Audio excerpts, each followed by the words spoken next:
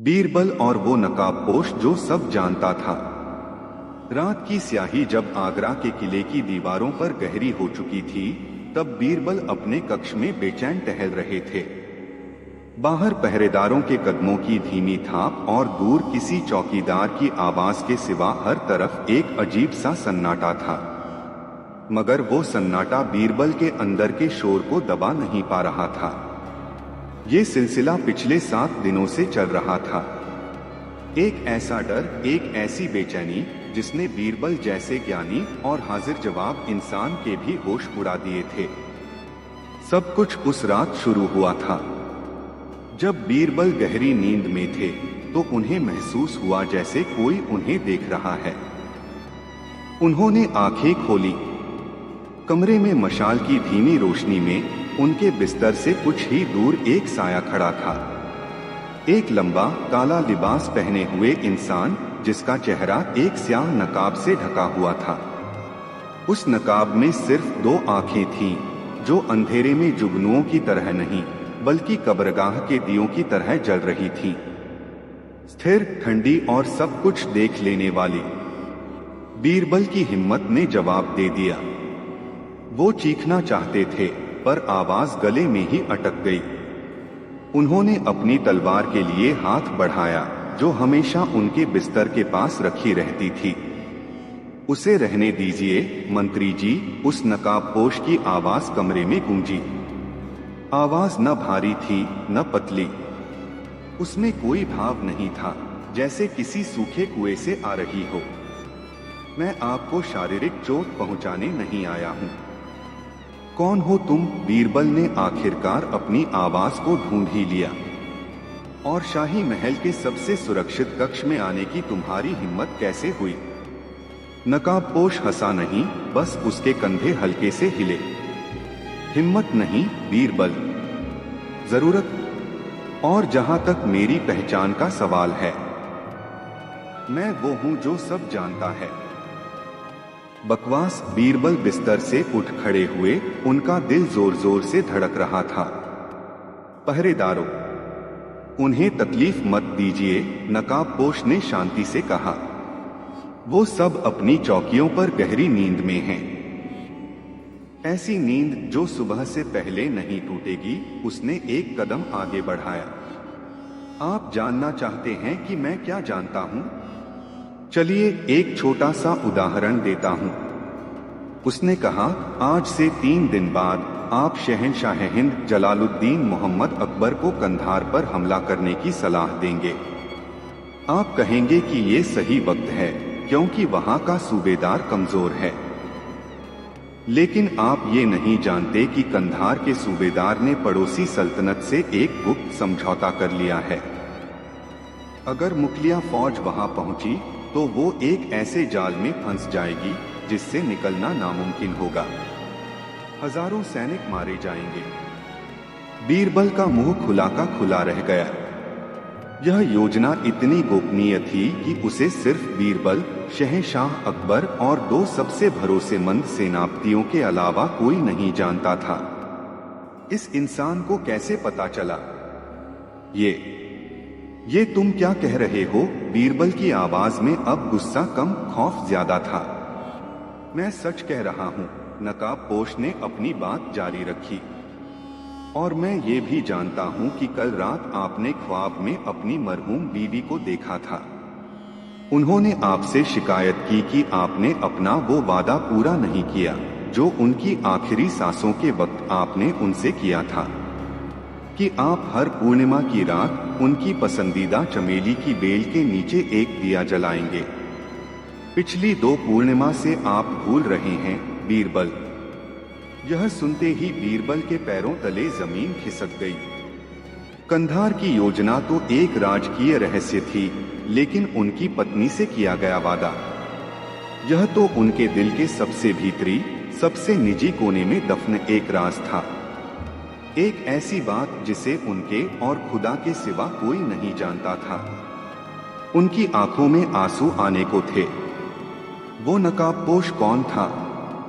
कोई जिन्न, कोई शैतान, या कोई इंसान जिसके पास कोई अविश्वसनीय शक्ति थी? इससे पहले कि बीरबल कुछ और पूछ पाते, नकाबपोश पीछे हटा और अंधेरे में ऐसे घुल गया जैसे वो कभी वहां था ही नहीं। बीरबल पूरी रात सो नहीं पाए। अगले दिन उन्होंने जांच करवाई। सचमुच उस रात पहरे पर मौजूद सारे सिपाही अजीब सी गहरी नींद में पाए गए थे। किसी को कुछ याद नहीं था। बीरबल ने शहंशाह को कंधार की योजना पर दोबारा सोचने को कहा। शहंशाह हैरान हुए, पर उन्होंने बीरबल की बात मान ली। जब गुप्तचरों से दोबारा जांच करवाई गई तो 3 दिन बाद खबर आई कि नकाबपोश की बात सच थी। कंधार में वाकई एक बहुत बड़ा जाल बिछाया गया था। शहंशाह अकबर ने बीरबल की जान बचाई और बीरबल ने सल्तनत की। लेकिन बीरबल का चैन लुट चुका था। वो नकाबपोश कौन था? वो क्या चाहता था? हर 2-3 रात बाद वो साया बीरबल के कक्ष में प्रकट होता। कभी वो किसी दरबारी के गहरे राज बताता, तो कभी किसी दुश्मन राज्य की साजिश का पर्दाफाश करता। वो बीरबल को ऐसी बातें बताता जो उनके अस्तित्व को हिलाकर रख देती थीं। उसने बीरबल के बचपन की वो घटना भी बताई जब उन्होंने डर के मारे अपने दोस्त पर चोरी का इल्जाम लगा दिया था, जिसका पछतावा उन्हें आज तक था। बीरबल ने हर कोशिश की।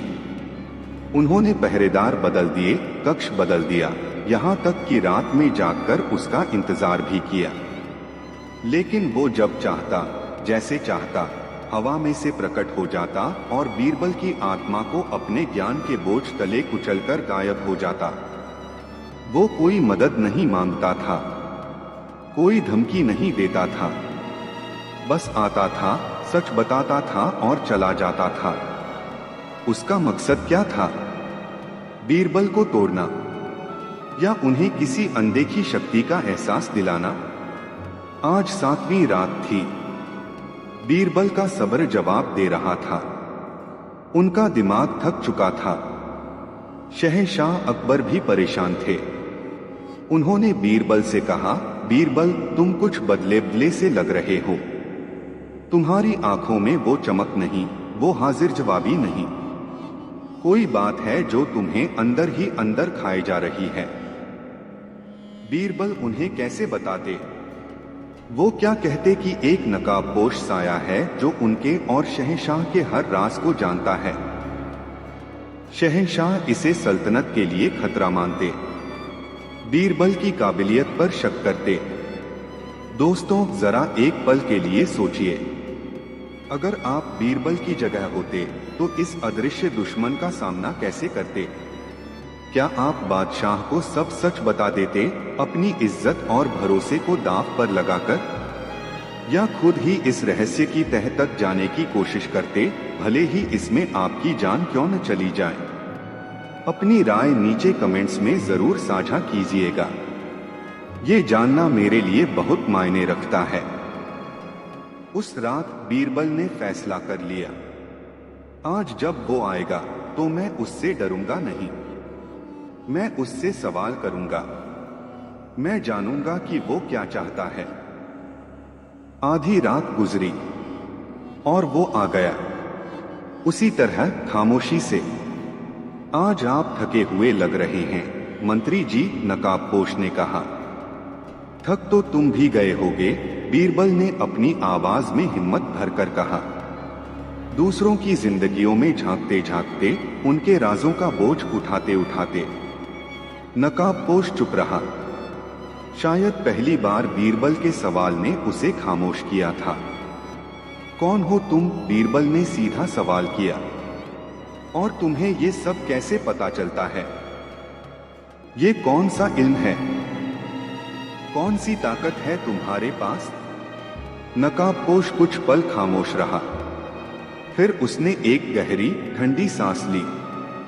ये कोई इल्म नहीं है बीरबल, ये एक सजा है, एक बोझ है।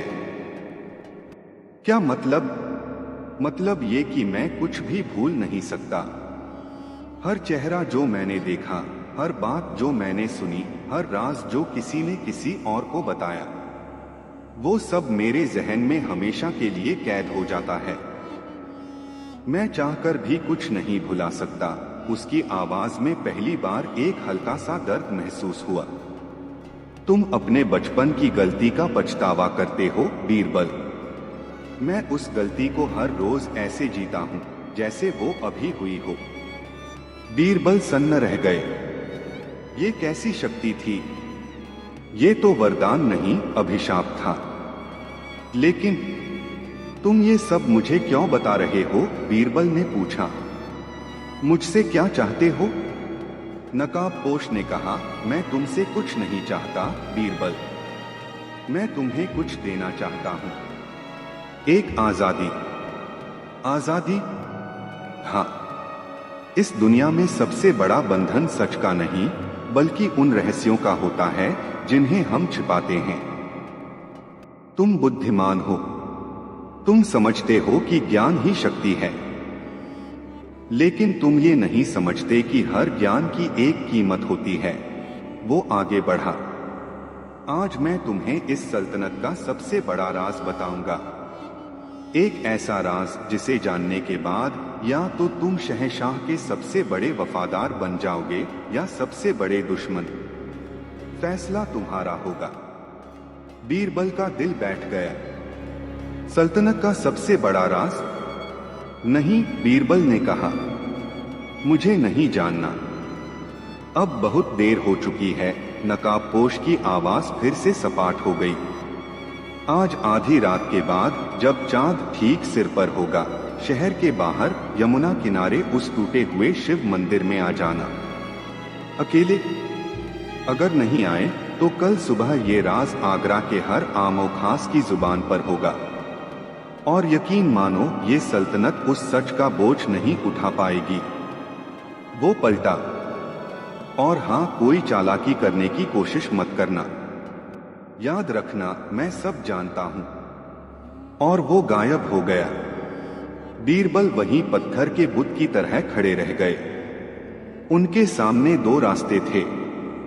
या तो वो शहंशाह को सब कुछ बता दें और आने वाले तूफान का सामना करें, या फिर अकेले उस नकाबपोश से मिलने जाएं और अपनी किस्मत को उसके हाथों में सौंप दें। उन्होंने अपनी सल्तनत और अपने बादशाह की तरफ देखा और फिर अपने अंदर के डर की तरफ। उन्होंने एक फैसला लिया। रात गहराती जा रही थी।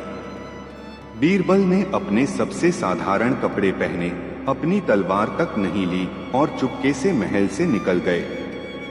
सर्द हवा उनके चेहरे से टकरा रही थी, लेकिन उन्हें महसूस नहीं हो रही थी। उनका पूरा अस्तित्व उस आने वाले पल पर टिका था। वो यमुना किनारे उस वीरान टूटे हुए मंदिर की तरफ बढ़ रहे थे। हर कदम एक बोझ था, हर सांस एक सवाल। वो कौन था? और वो ऐसा क्या राज बताने वाला था जो एक पूरी सल्तनत को हिला सकता था? धुंध और अंधेरे में डूबा वो मंदिर करीब आ रहा था, जैसे कोई खुला हुआ जबड़ा उन्हें निगल जाने को तैयार। बीरबल मंदिर के टूटे हुए द्वार पर रुके। अंदर घना अंधेरा था। सिर्फ चांद की हल्की सी रोशनी पत्थरों पर पड़ रही थी। मैं आ गया, बीरबल ने कांपती हुई आवाज में कहा। अंदर से कोई जवाब नहीं आया। उन्होंने हिम्मत करके एक कदम अंदर रखा और तभी मंदिर के बीचों बीच एक अकेली मशाल जल उठी। उसकी रोशनी में वो नकाबपोश एक टूटे हुए स्तंभ के पास खड़ा था।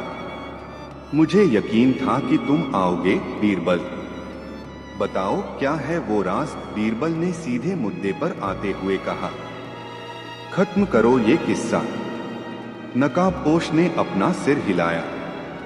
राज जानने से पहले तुम्हें एक कहानी सुननी होगी बीरबल, एक बहुत पुरानी कहानी। मुझे कहानियों में कोई दिलचस्पी नहीं है।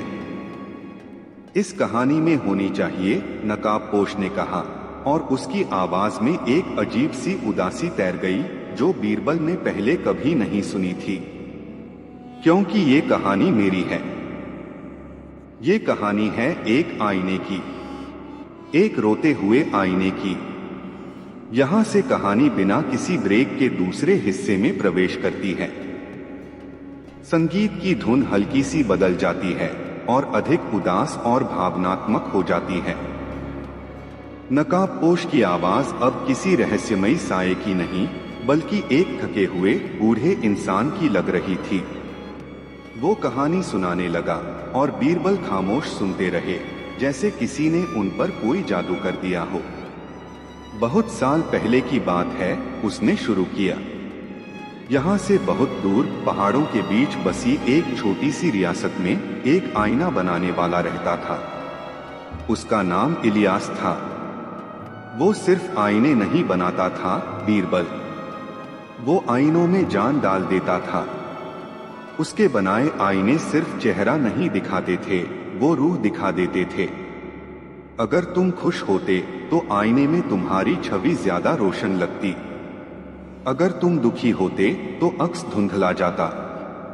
इलियास अपने हुनर में माहिर था और अपनी दुनिया में मगन। उसकी दुनिया छोटी सी थी, एक उसका छोटा सा घर, एक उसका कारखाना और उसकी बीवी जरीना। ये नाम लेते ही नकाबपोश एक पल को रुका, जैसे ये नाम आज भी उसके गले में चुभता हो।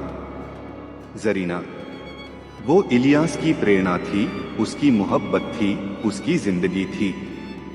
वो कहता था कि दुनिया का सबसे खूबसूरत आईना तो खुदा ने बनाया है। जरीना की आंखें, जिसमें उसे अपनी पूरी कायनात नजर आती थी।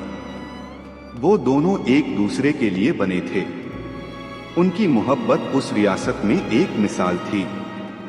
अगर ये कहानी आपके दिल को छू रही है और आप इलियास और जरीना के इस सफर को महसूस कर पा रहे हैं, तो इस वीडियो को एक लाइक जरूर दीजिएगा।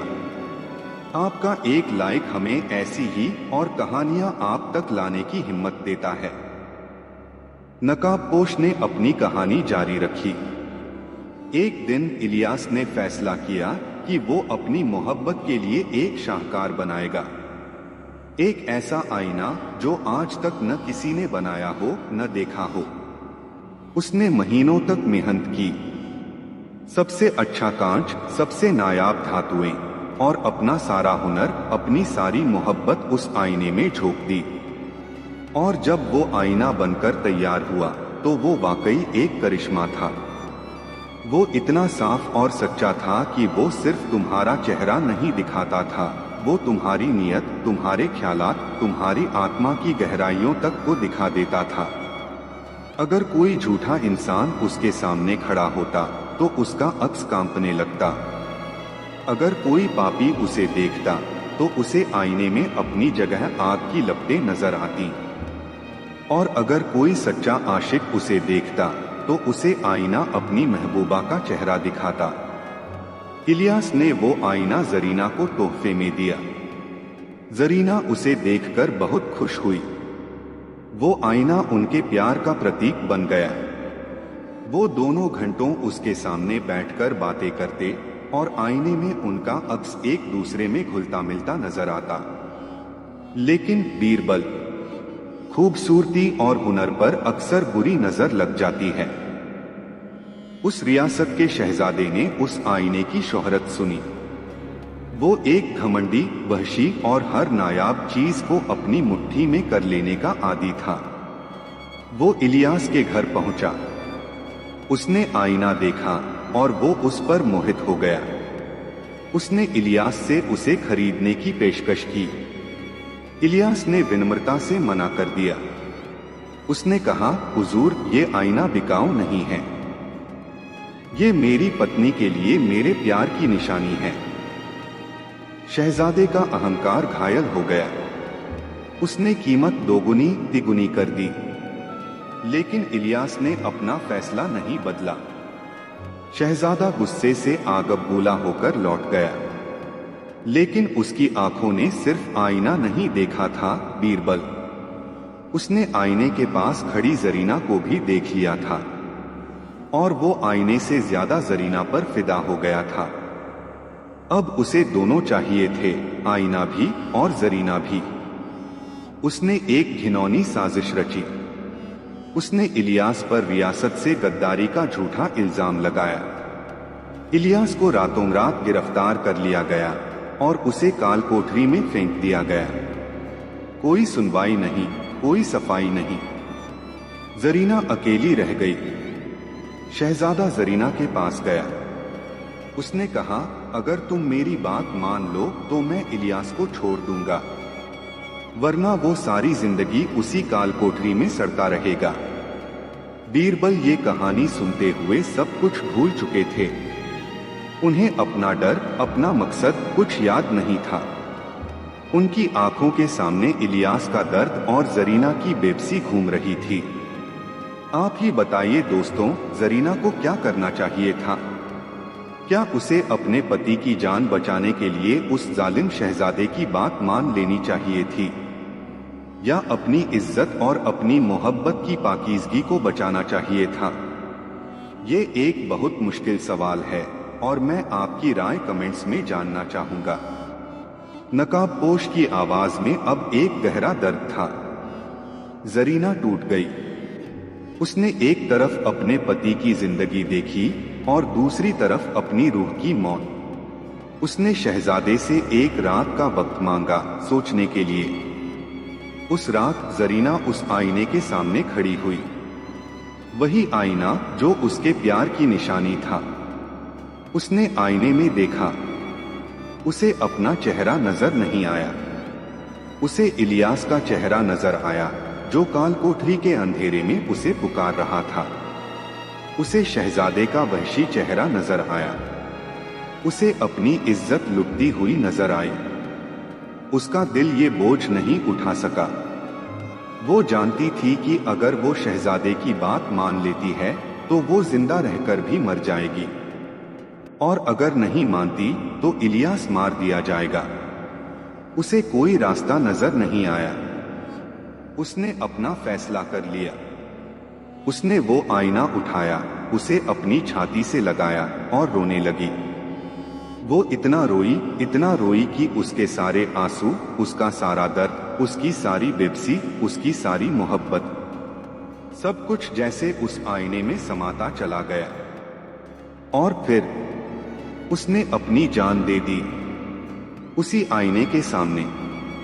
नकाबपोश कुछ देर के लिए खामोश हो गया। मंदिर में सिर्फ मशाल की लौ के चटकने की आवाज थी। बीरबल की आंखों में आंसू थे। कालकोठरी में बंद इलियास को ये खबर मिली। वो पागल हो गया। वो चीखता रहा, चिल्लाता रहा। कुछ महीने बाद शहजादे ने उसे ये सोच कर रिहा कर दिया कि अब ये मेरे किसी काम का नहीं, ये तो जिंदा लाश बन चुका है। इलियास जब बाहर आया तो वो अपने घर गया। घर वीरान पड़ा था। हर चीज पर धूल जमी थी। बस वो आईना आज भी वैसे ही चमक रहा था। शहजादा उसे ले जाना भूल गया था, या शायद हिम्मत नहीं कर पाया था। इलियास ने कांपते हाथों से आईना उठाया। उसने जैसे ही उसमें अपना चेहरा देखा, वो चीख पड़ा। उसे आईने में अपना अक्स नहीं दिखा।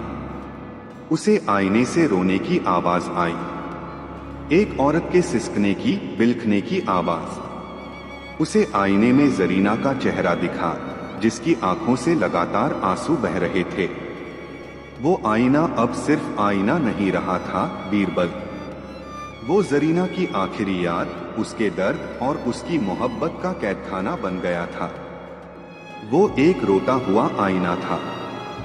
इलियास समझ गया, उसकी जरीना हमेशा के लिए उस आईने में कैद हो गई थी। और उस दिन इलियास मर गया और उसकी जगह एक दूसरे इंसान ने जन्म लिया। एक ऐसा इंसान जिसका मकसद सिर्फ एक था, इंतकाम। लेकिन तलवार से नहीं, दिमाग से। वो जानता था कि शहजादे को मारकर उसे सुकून नहीं मिलेगा। वो उस पूरे निजाम को, उस पूरी सल्तनत को, उस पूरी सोच को तबाह करना चाहता था जो ताकत के नशे में किसी की भी जिंदगी बर्बाद कर सकती है। वो रियासत छोड़कर निकल गया। उसने सालों तक दुनिया की खाक छानी। उसने इल्म हासिल किया, भाषाएं सीखी, भेष बदलना सीखा। उसने हर राजा, हर सल्तनत के राज जमा करने शुरू किए। उसने सीखा कि सच सबसे बड़ा हथियार होता है। वो एक गुमनाम साया बन गया जो हर जगह मौजूद था और कहीं भी नहीं था। कहानी खत्म हुई। मंदिर में एक गहरी खामोशी छा गई। बीरबल ने धीरे धीरे अपनी आंखें खोली। उन्होंने नकाबपोश की तरफ देखा। अब उनकी समझ में सब कुछ आ रहा था। वो शक्ति, वो ज्ञान, वो दर्द, वो शहजादा। बीरबल ने धीरे से पूछा, उसका क्या हुआ? नकाबपोश ने कहा, वक्त हर जख्म भर देता है बीरबल, लेकिन कुछ जख्मों को नासूर भी बना देता है। वो शहजादा बाद में अपनी रियासत का राजा बना। उसने बहुत राज किया। और वो आईना। नकाबपोश ने अपने काले लिबास के अंदर हाथ डाला और एक चीज बाहर निकाली। वो एक गोल आईना था जिसे एक पुराने काले मखमल के कपड़े में लपेटा हुआ था। उसने कपड़ा हटाया। चांद की रोशनी में वो आईना चमक उठा। वो खूबसूरती और कारीगरी का एक बेमिसाल नमूना था। लेकिन जब बीरबल ने उसमें झांकने की कोशिश की तो उन्हें अपना अक्स नहीं दिखा। उन्हें लगा जैसे आईने की सतह पर पानी की लहरें हों और एक अनकही उदासी उससे छलक रही थी। इतने सालों से, नकाबपोश ने कहा, उसकी आवाज अब पूरी तरह से टूट चुकी थी। मैं उसकी सिसकियां सुन रहा हूँ बीरबल। मैं हर रोज उसे इस आईने में रोते हुए देखता हूँ। यही मेरी ताकत है और यही मेरी सजा। बीरबल ने एक कदम आगे बढ़ाया। लेकिन तुमने मुझे क्यों चुना? शहंशाह अकबर से तुम्हारा क्या वास्ता? नकाबपोश ने आईने को वापस लपेट लिया। क्योंकि जिस शहजादे ने मेरी दुनिया उजाड़ी थी वो कोई और नहीं बल्कि पड़ोसी मुल्क का वो शासक था जिसके साथ शहंशाह अकबर आज दोस्ती का हाथ बढ़ाना चाहते हैं। वो दोस्ती का दिखावा कर रहा है, लेकिन उसकी असलियत वही है जो सालों पहले थी, धोखेबाज और जालिम। ये दोस्ती मुगल सल्तनत को बहुत महंगी पड़ेगी। और अब आया वो राज जिसका बीरबल को इंतजार था। और सल्तनत का सबसे बड़ा राज? बीरबल ने पूछा। नकाबपोश बीरबल के करीब आया। उसने अपनी आवाज धीमी कर ली। सल्तनत का सबसे बड़ा राज शहंशाह अकबर की अपनी मां के बारे में है, हमीदा बानो बेगम। उनकी मौत एक हादसा नहीं थी बीरबल, वो एक साजिश थी जिसे अंजाम देने वालों में से एक वही जालिम राजा भी था। बीरबल के पैरों तले से जमीन पूरी तरह निकल गई। ये सचमुच एक ऐसा राज था जो पूरे हिंदुस्तान का नक्शा बदल सकता था। अब बीरबल की आंखों में कोई डर नहीं था, सिर्फ एक गहरी हमदर्दी थी। उन्होंने उस नकाबपोश की तरफ देखा जो सिर्फ एक साया नहीं बल्कि दर्द और इंतकाम की एक जीती जागती कहानी था। अब तुम क्या करोगे? बीरबल ने पूछा। नकाबपोश ने एक लंबी सांस ली, जैसे बरसों का बोझ उतार रहा हो। मेरा काम पूरा हुआ बीरबल, मैंने सच तुम तक पहुंचा दिया। अब इस सच का क्या करना है ये फैसला तुम्हारा है। तुम शहंशाह के सबसे करीबी हो, तुम ही उन्हें इस सच के लिए तैयार कर सकते हो। और तुम? इलियास, बीरबल ने पहली बार उसका नाम लिया। ये सुनकर नकाबपोश ने धीरे धीरे अपने चेहरे से वो स्याह नकाब उतारा। मशाल की रोशनी में बीरबल ने एक बूढ़ा, झुर्रियों भरा चेहरा देखा। उसकी आंखें गहरी और थकी हुई थीं, लेकिन उनमें नफरत नहीं थी। उनमें एक अथाह समंदर जैसी उदासी थी। इलियास तो उसी दिन मर गया था जिस दिन जरीना ने आईने के सामने दम तोड़ा था। बूढ़े आदमी ने कहा, मैं तो बस एक कहानी हूं जो अपने अंजाम का इंतजार कर रही थी। उसने वो रोता हुआ आईना बीरबल के हाथों में थमा दिया। इसे संभाल कर रखना बीरबल, शायद तुम शायद तुम्हारी समझदारी इसकी सिसकियों को खामोश कर सके। और इससे पहले कि बीरबल कुछ कह पाते, वो बूढ़ा आदमी पलटा और मंदिर के अंधेरे में खो गया। इस बार हमेशा के लिए बीरबल अकेले रह गए। उनके हाथों में वो रोता हुआ आईना था और उनके दिमाग में एक ऐसा सच जो पहाड़ से भी ज्यादा भारी था। उन्होंने आईने में देखा। इस बार उन्हें एक धुंधला सा अक्स दिखा, एक औरत का नहीं, एक बूढ़े आदमी का, जिसकी आंखों से आंसू बह रहे थे। और फिर धीरे धीरे वो आंसू थम गए। आईना शांत हो गया था, जैसे बरसों बाद किसी रूह को आजादी मिल गई हो। बीरबल समझ गए, इलियास का इंतकाम पूरा नहीं हुआ था। उसकी आत्मा को शांति मिली थी क्योंकि उसने अपना दर्द किसी ऐसे इंसान को सौंप दिया था जो उसे समझ सकता था। वो रात भर उसी मंदिर में बैठे रहे। सुबह की पहली किरण जब मंदिर के पत्थरों पर पड़ी तो बीरबल उठे। उनकी चाल में अब कोई डर या बेचैनी नहीं थी। एक ठहराव था, एक जिम्मेदारी का एहसास था। वो जानते थे कि उन्हें क्या करना है। कहानी यहीं खत्म नहीं होती दोस्तों, ये तो एक नई शुरुआत थी। बीरबल ने उस सच का इस्तेमाल कैसे किया, उन्होंने शहंशाह अकबर को कैसे संभाला, और उस रोते हुए आईने का क्या हुआ, ये एक और कहानी है, शायद किसी और दिन के लिए। लेकिन आज की ये कहानी हमें सिखाती है कि हर राज के पीछे एक कहानी होती है और हर ताकत की एक कीमत होती है। ये हमें सिखाती है कि सबसे बड़ा दर्द वो नहीं जो हम सहते हैं, बल्कि वो है जिसे हम किसी से कह नहीं पाते। नरेशन की समाप्ति और आउटरो। उम्मीद है ये कहानी आपके दिल की गहराइयों तक पहुंची होगी। इलियास और जरीना का दर्द और बीरबल की कश्मकश, क्या आपने इसे महसूस किया? अगर आपको ये कहानी पसंद आई तो इस वीडियो को लाइक करना न भूलें और अपने दोस्तों और परिवार के साथ जरूर शेयर करें जिन्हें ऐसी गहरी कहानियां सुनना पसंद है। आपके क्या विचार हैं इस कहानी के बारे में? इलियास का इंतकाम का तरीका क्या सही था? कमेंट्स में अपनी राय लिखकर हमें जरूर बताएं। आपके हर कमेंट को मैं पढ़ता हूं और उनसे मुझे बहुत प्रेरणा मिलती है। और अगर आप इस चैनल पर नए हैं तो सब्सक्राइब बटन दबाना न भूलें और बेल आइकॉन को भी ऑन कर लें ताकि भविष्य में आने वाली हर कहानी सीधे आप तक पहुंच सके। बीरबल और वो बच्चा जो हर सवाल का जवाब देता था।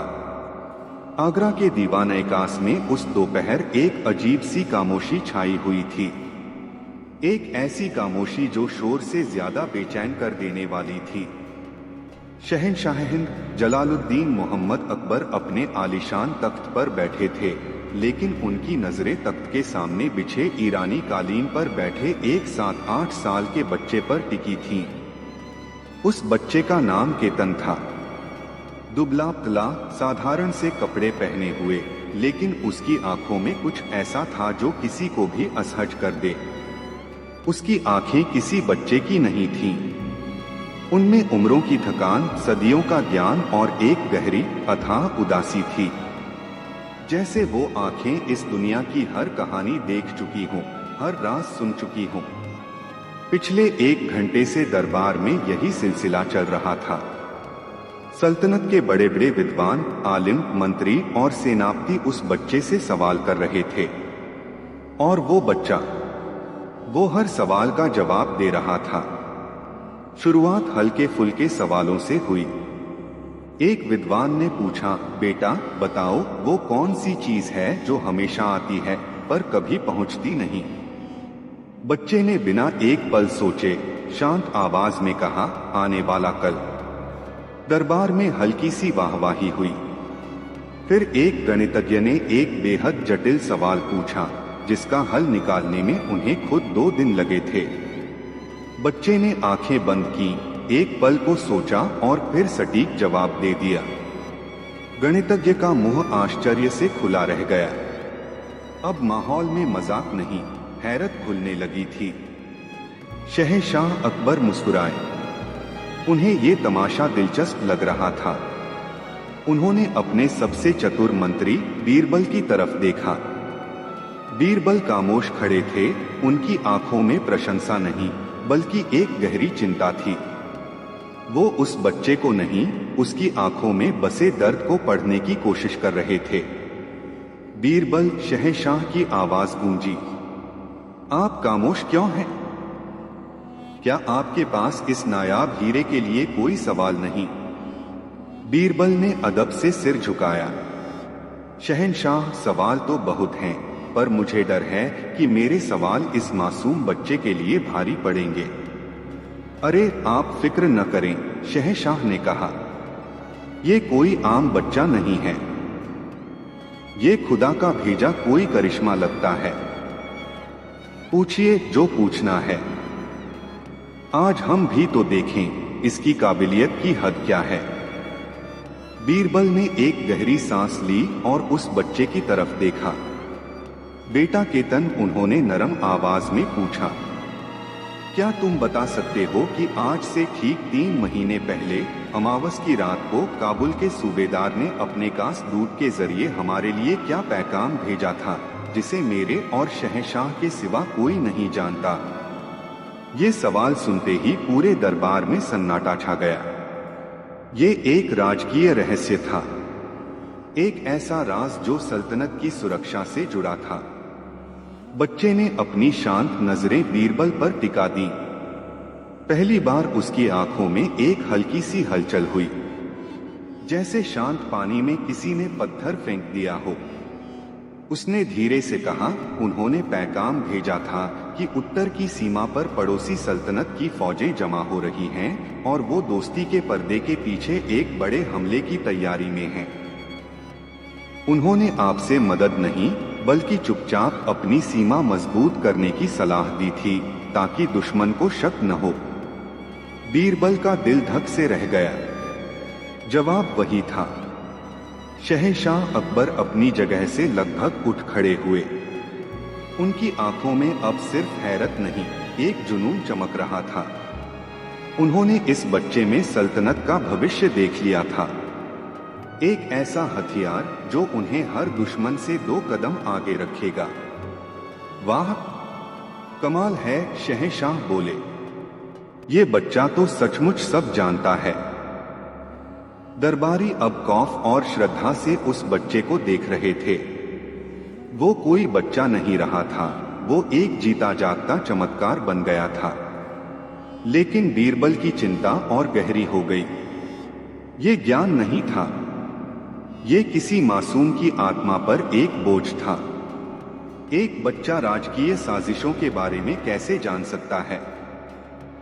शहंशाह अकबर का उत्साह बढ़ता जा रहा था। उन्होंने एक और मंत्री मजीद खान की ओर इशारा किया। मजीद खान, आप कुछ पूछिए, कोई ऐसा सवाल जो बहुत निजी हो। मजीद खान, जो अपनी दौलत और रुतबे पर बहुत घमंड करते थे, आगे आए।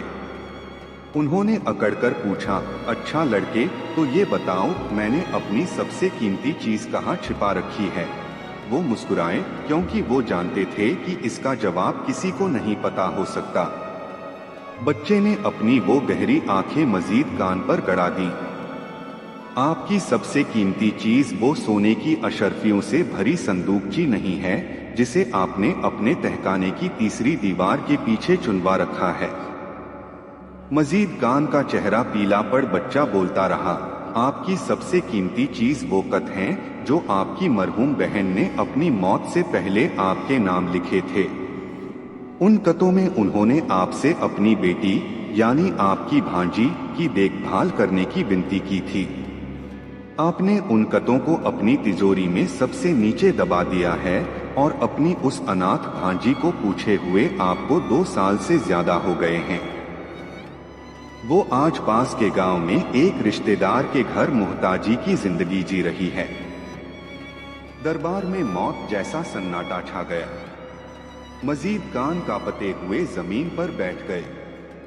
उनकी आंखों में आंसू थे और चेहरा शर्मिंदगी से लाल था। अब किसी को कोई शक नहीं रहा था। ये बच्चा सिर्फ किताबी बातें या राजकीय रहस्य ही नहीं, लोगों के दिलों में दफन राज भी जानता था। दोस्तों, एक पल के लिए सोचिए, अगर आप उस दरबार में मौजूद होते और आपकी आंखों के सामने किसी का इतना गहरा व्यक्तिगत राज खुल जाता, तो आपके मन में क्या भाव आता? क्या आप उस बच्चे से डरते या उसके लिए अफसोस महसूस करते? अपनी राय नीचे कमेंट्स में जरूर साझा कीजिएगा। शहंशाह अकबर अब पूरी तरह उस बच्चे के कायल हो चुके थे। उन्होंने बीरबल की तरफ एक बिजी मुस्कान से देखा बीरबल, ये हीरा हमारी सल्तनत को कहां से कहां ले जा सकता है। कोई साजिश, कोई दुश्मन हमसे छिप नहीं सकेगा। बीरबल ने कुछ कहने के लिए मुंह खोला, लेकिन शहंशाह ने उन्हें रोक दिया। नहीं बीरबल, आज आप कुछ नहीं कहेंगे, आज सिर्फ सवाल होंगे। फिर शहंशाह ने वो किया जिसकी बीरबल को आशंका थी। वो उस बच्चे की शक्ति का आखिरी इम्तिहान लेना चाहते थे। उन्होंने बीरबल की तरफ देखा। बीरबल, अब आपकी बारी है। ये बच्चा आपके बारे में क्या जानता है? पूछिए इससे अपने दिल का कोई राज।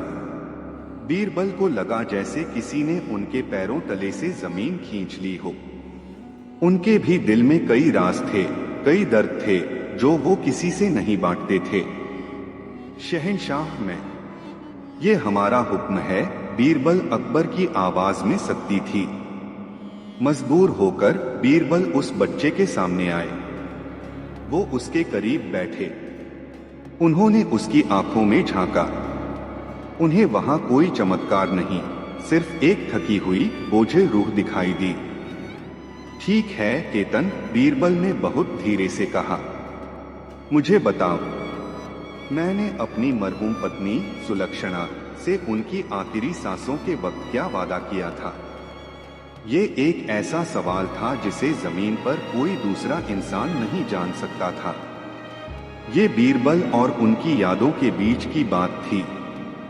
बच्चे ने अपनी आंखें बंद कर ली।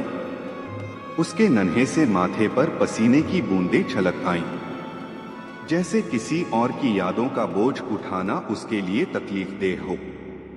फिर उसने कांपती हुई आवाज में कहा, आपने उनसे वादा किया था कि आप उनके बाद कभी अकेला महसूस नहीं करेंगे।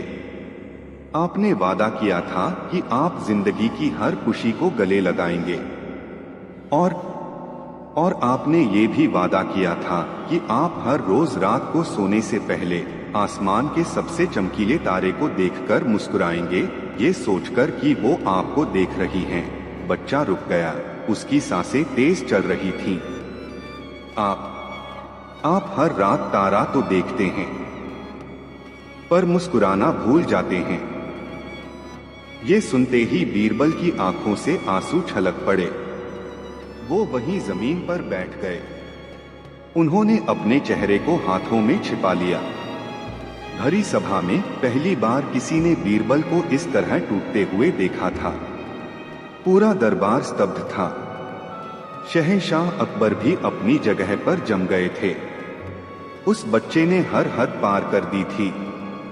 उसने साबित कर दिया था कि उसकी पहुंच की कोई सीमा नहीं है। अगर इस कहानी ने अभी तक आपके दिल को छुआ है और आप बीरबल के इस दर्द को, केतन की इस मजबूरी को महसूस कर पा रही हैं, तो इस वीडियो को एक लाइक देकर हमारा हौसला जरूर बढ़ाइएगा। आपके छोटे से इशारे हमें ऐसी ही और कहानियां आप तक पहुंचाने की हिम्मत देते हैं। शहंशाह अकबर अब अपने जुनून के चरम पर थे। उन्होंने सोचा, अगर ये बच्चा बीरबल के दिल का राज जान सकता है, तो ये मेरे और मेरी सल्तनत के मुकद्दर का राज भी जान सकता है। वो तख्त से उतरे और उस बच्चे के सामने आकर खड़े हो गए।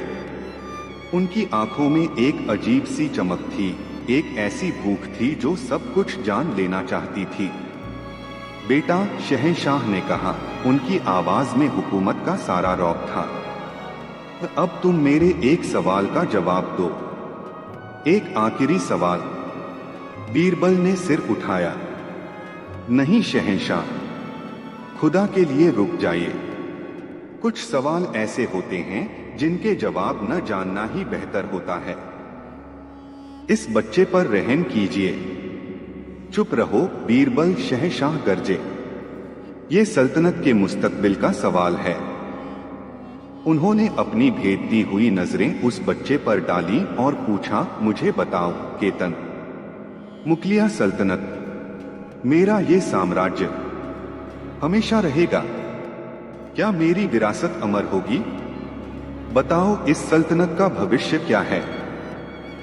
ये सवाल नहीं था, ये वक्त के सीने में झांकने की कोशिश थी। बच्चा कांप रहा था। उसका चेहरा डर से सफेद पड़ गया था। उसने अपनी नन्ही आंखों से शहंशाह हिंद को देखा और फिर जार-जार रोने लगा। वो कुछ बोल नहीं पा रहा था, बस उसकी सिसकियां गूंज रही थी। जवाब दो, शहंशाह ने लगभग चीखते हुए कहा। बच्चे ने रोते रोते अपनी कांपती हुई आवाज में सवाल का जवाब नहीं दिया। उसने बदले में एक सवाल पूछ लिया, एक बहुत ही मासूम, एक बहुत ही गहरा सवाल। उसने शहंशाह की आंखों में देखते हुए पूछा, शहंशाह, जब सब कुछ राख हो जाता है तो पीछे क्या बचता है? ये सवाल एक तीर की तरह दीवान-ए-कास की दीवारों से टकराया और हर तरफ एक भयानक खामोशी बनकर फैल गया। शहंशाह अकबर अपनी जगह पर पत्थर के बुत की तरह खड़े रह गए। वो बच्चा क्या कह गया था? राख? ये कैसा जवाब था? ये कैसा भविष्य था?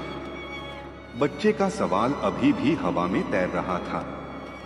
जब सब कुछ राख हो जाता है तो पीछे क्या बचता है? शहंशाह अकबर ने गुस्से में दरबार बर्खास्त करने का हुक्म दिया। केतन को उसके माता पिता के साथ शाही मेहमान खाने में भेज दिया गया। दीवान-ए-कास पल भर में काली हो गया। अब वहां सिर्फ दो लोग बचे थे, एक तूफान की तरह गुस्से में भरे शहंशाह अकबर और एक गहरे समंदर की तरह शांत बीरबल। मजीद खान, जो अपनी दौलत और रुतबे पर बहुत घमंड करते थे, आगे आए। उन्होंने अकड़कर पूछा, अच्छा लड़के, तो ये बताओ, मैंने अपनी सबसे कीमती चीज कहाँ छिपा रखी है? वो मुस्कुराए, क्योंकि वो जानते थे कि इसका जवाब किसी को नहीं पता हो सकता। बच्चे ने अपनी वो गहरी आंखें मजीद कान पर गड़ा दी। आपकी सबसे कीमती चीज वो सोने की अशर्फियों से भरी संदूकची नहीं है जिसे आपने अपने तहखाने की तीसरी दीवार के पीछे चुनवा रखा है। मजीद खान का चेहरा पीला पड़ बच्चा बोलता रहा, आपकी सबसे कीमती चीज वो खत हैं जो आपकी मरहूम बहन ने अपनी मौत से पहले आपके नाम लिखे थे। उन खतों में उन्होंने आपसे अपनी बेटी यानी आपकी भांजी की देखभाल करने की विनती की थी। आपने उन खतों को अपनी तिजोरी में सबसे नीचे दबा दिया है और अपनी उस अनाथ भांजी को पूछे हुए आपको 2 साल से ज्यादा हो गए हैं। वो आज पास के गांव में एक रिश्तेदार के घर मुहताजी की जिंदगी जी रही है। दरबार में मौत जैसा सन्नाटा छा गया। मजीद खान कांपते हुए जमीन पर बैठ गए। उनकी आंखों में आंसू थे और चेहरा शर्मिंदगी से लाल था। अब किसी को कोई शक नहीं रहा था। ये बच्चा सिर्फ किताबी बातें या राजकीय रहस्य ही नहीं, लोगों के दिलों में दफन राज भी जानता था। दोस्तों, एक पल के लिए सोचिए, अगर आप उस दरबार में मौजूद होते और आपकी आंखों के सामने किसी का इतना गहरा व्यक्तिगत राज खुल जाता, तो आपके मन में क्या भाव आता? क्या आप उस बच्चे से डरते या उसके लिए अफसोस महसूस करते? अपनी राय नीचे कमेंट्स में जरूर साझा कीजिएगा। शहंशाह अकबर अब पूरी तरह उस बच्चे के कायल हो चुके थे। उन्होंने बीरबल की तरफ एक बिजी मुस्कान से देखा। देखा बीरबल, ये हीरा हमारी सल्तनत को कहां से कहां ले जा सकता है। कोई साजिश, कोई दुश्मन हमसे छिप नहीं सकेगा। बीरबल ने कुछ कहने के लिए मुंह खोला, लेकिन शहंशाह ने उन्हें रोक दिया। नहीं बीरबल, आज आप कुछ नहीं कहेंगे, आज सिर्फ सवाल होंगे। फिर शहंशाह ने वो किया जिसकी बीरबल को आशंका थी। वो उस बच्चे की शक्ति का आखिरी इम्तिहान लेना चाहते थे। उन्होंने बीरबल की तरफ देखा। बीरबल, अब आपकी बारी है। ये बच्चा आपके बारे में क्या जानता है? पूछिए इससे अपने दिल का कोई राज। बीरबल को लगा जैसे किसी ने उनके पैरों तले से जमीन खींच ली हो। उनके भी दिल में कई राज थे, कई दर्द थे जो वो किसी से नहीं बांटते थे।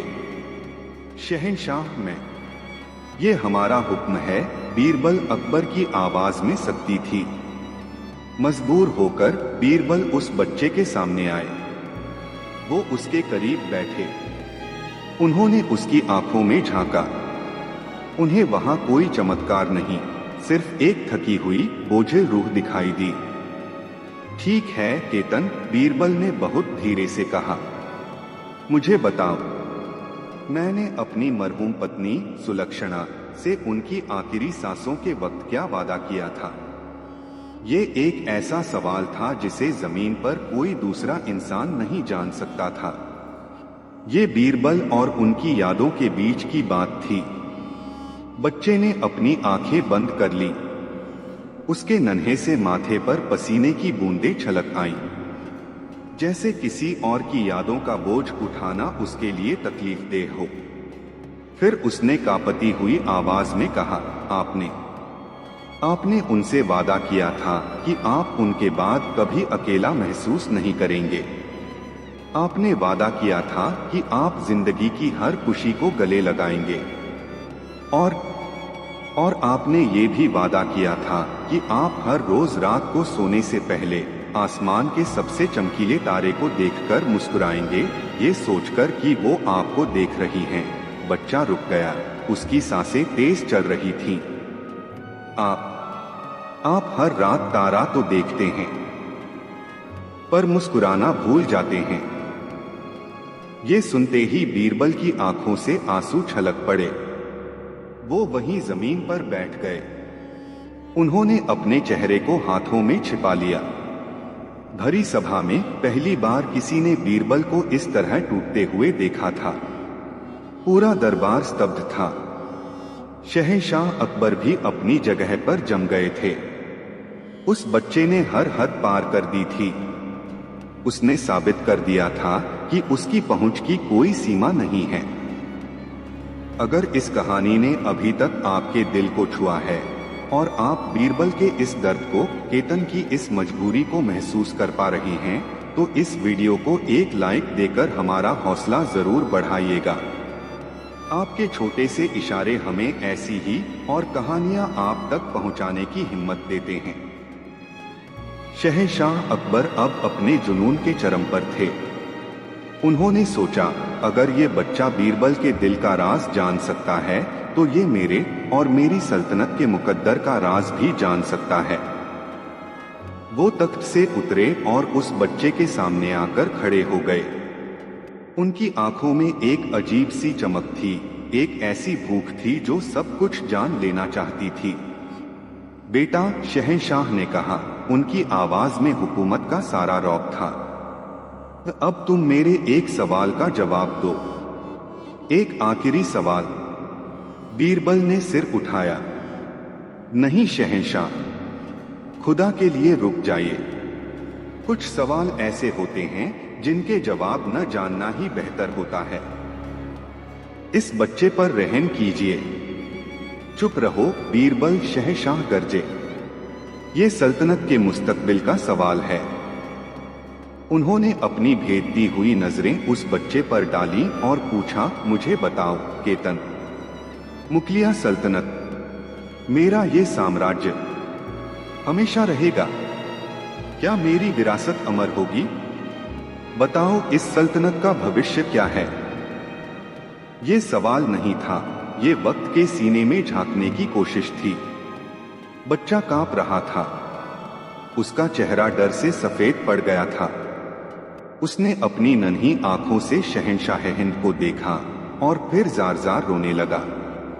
वो कुछ बोल नहीं पा रहा था, बस उसकी सिसकियां गूंज रही थीं। जवाब दो, शहंशाह ने लगभग चीखते हुए कहा। बच्चे ने रोते रोते अपनी कांपती हुई आवाज में सवाल का जवाब नहीं दिया। उसने बदले में एक सवाल पूछ लिया, एक बहुत ही मासूम, एक बहुत ही गहरा सवाल। उसने शहंशाह की आंखों में देखते हुए पूछा, शहंशाह, जब सब कुछ राख हो जाता है तो पीछे क्या बचता है? ये सवाल एक तीर की तरह दीवानकास की दीवारों से टकराया और हर तरफ एक भयानक खामोशी बनकर फैल गया। शहंशाह अकबर अपनी जगह पर पत्थर के बुत की तरह खड़े रह गए। वो बच्चा क्या कह गया था? राख? ये कैसा जवाब था? ये कैसा भविष्य था? बच्चे का सवाल अभी भी हवा में तैर रहा था। जब सब कुछ राख हो जाता है तो पीछे क्या बचता है? शहंशाह अकबर ने गुस्से में दरबार बर्खास्त करने का हुक्म दिया। केतन को उसके माता पिता के साथ शाही मेहमान खाने में भेज दिया गया। दीवानकास पल भर में काली हो गया। अब वहां सिर्फ दो लोग बचे थे, एक तूफान की तरह गुस्से में भरे शहंशाह अकबर और एक गहरे समंदर की तरह शांत बीरबल। अकबर अपने निजी कक्ष की तरफ तेजी से बढ़े, बीरबल चुपचाप उनके पीछे चले। कक्ष में पहुंचते ही अकबर पलटे। उनका चेहरा गुस्से से तमतमा रहा था। क्या मतलब था उस बच्चे का, बीरबल? राख? वो मेरी सल्तनत, मेरी जिंदगी भर की मेहनत को राख कह रहा था। उसकी ये हिम्मत कैसे हुई? बीरबल खामोश रहे। जवाब दो, बीरबल। तुम हमेशा हर बात का जवाब देते हो। आज चुप क्यों हो? अकबर चीखे। क्या तुम भी यही मानते हो कि ये सब, ये ताज, ये तख्त, ये सल्तनत एक दिन राख हो जाएगी? बीरबल ने बहुत देर बाद अपनी नजरें उठाईं। शहंशाह, जो चीज बनी है वो मिटेगी भी। ये तो कुदरत का नियम है। इंसान, सल्तनतें, इमारतें, कोई भी हमेशा के लिए नहीं रहता। तो फिर क्या फायदा? क्या फायदा इस मेहनत का, इन जंगों का, इन रातों का जो मैंने इस सल्तनत को बनाने में जागकर गुजारी हैं? अकबर की आवाज में गुस्सा अब कम और एक गहरी हताशा ज्यादा थी। अगर अंत में सब कुछ राख ही हो जाना है तो फिर इस पूरी कहानी का मकसद क्या है, बीरबल? और यहाँ से उन दोनों के बीच एक ऐसी बहस शुरू हुई जो अगले 3 घंटों तक चली। ये किसी बादशाह और मंत्री के बीच की बहस नहीं थी। ये दो दोस्तों के बीच, दो इंसानों के बीच जिंदगी के सबसे बड़े सवालों पर एक कशमकश थी। पहला घंटा विरासत और इतिहास का तर्क। अकबर ने शुरुआत की। वो कमरे में टहलते हुए बोल रहे थे। उनकी हर हरकत में एक बेचैनी थी। तुम कहते हो सब मिट जाएगा, बीरबल। मैं नहीं मानता। ये इमारतें, ये किले, ये आगरा, ये फतेहपुर सीकरी, ये मेरे बाद भी खड़े रहेंगे। ये आने वाली नस्लों को मेरी कहानी सुनाएंगे। मेरा नाम इतिहास में सुनहरे अक्षरों में लिखा जाएगा। लोग मुझे अकबर महान के नाम से याद रखेंगे। ये है मेरी विरासत। ये वो चीज है जो राख नहीं होगी। क्या मैं गलत कह रहा हूं? बीरबल ने शांति से जवाब दिया, हुजूर, आप गलत नहीं कह रहे। आपका नाम इतिहास में जरूर रहेगा। ये इमारतें भी शायद सदियों तक खड़ी रहें। लेकिन क्या सिर्फ पत्थर और किताबों में जिंदा रहना ही अमर होना है? सिकंदर भी तो महान था। उसने आधी दुनिया जीत ली थी। आज उसका नाम किताबों में है, लेकिन क्या कोई उसे याद करके मुस्कुराता है? क्या कोई उसकी कहानी से सुकून पाता है? इतिहास नामों को याद रखता है, शहंशाह, इंसानों को नहीं। तो तुम कहना क्या चाहते हो? अकबर चिढ़कर बोले कि ये सब बेमानी है। मेरा बनाया हुआ दीन इलाही, मेरे इंसाफ के किस्से, मेरी बनाई हुई ये सल्तनत सब व्यर्थ है। व्यर्थ नहीं, शहंशाह, बीरबल ने समझाया, लेकिन अधूरा है। ये सब शरीर की तरह है, आत्मा के बिना। आपने एक मजबूत खूबसूरत जिस्म तो बना दिया, पर उसकी रूह कहाँ है? वो क्या चीज है जो इन पत्थरों के मिट जाने के बाद भी जिंदा रहेगी? अकबर चुप हो गए। बीरबल का सवाल सीधा उनके दिल पर लगा था। दूसरा घंटा यादों और इंसानियत की दलील। अब बोलने की बारी बीरबल की थी। वो अकबर के पास आए और उनके कंधे पर हाथ रखा।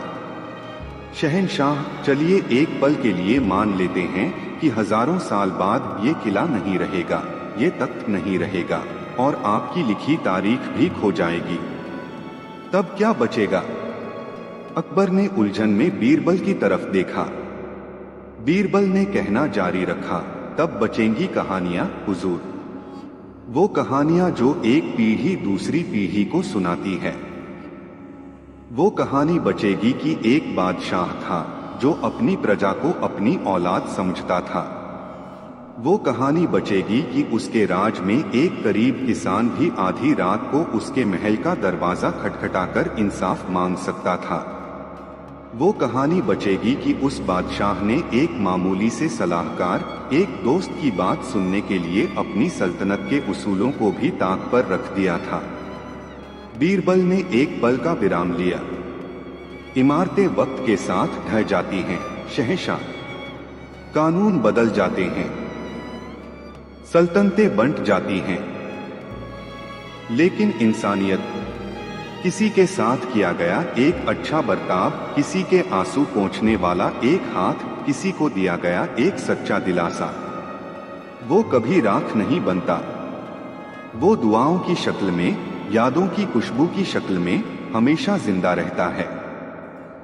यादें, अकबर ने धीरे से दोहराया, लेकिन यादें तो और भी कमजोर होती हैं।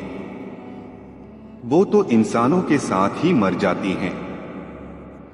नहीं शहंशाह, बीरबल मुस्कुराए। असली यादें कभी नहीं मरती। वो हवा में घुल जाती हैं, पानी में बहती हैं, कहानियों में बस जाती हैं। आज आपको आपके वालिद शहंशाह हुमायूं की कौन सी बात सबसे ज्यादा याद आती है? उनकी जीती हुई जंगें, या वो पल जब उन्होंने आपको अपने सीने से लगाया था? वो कौन सी याद है जो आज भी आपके दिल को गर्माहट देती है? ये सवाल सुनकर अकबर की आंखें नम हो गईं। उन्हें अपने पिता का वो धुंधला सा चेहरा याद आ गया जो निर्वासन के मुश्किल दिनों में भी उन्हें देखकर मुस्कुरा देता था। वो जंगें, वो सल्तनत की बातें सब धुंधली पड़ गईं। सिर्फ वो एक मुस्कुराहट याद रह गई थी। दोस्तों, आप बीरबल की इस बात से कितना सहमत हैं?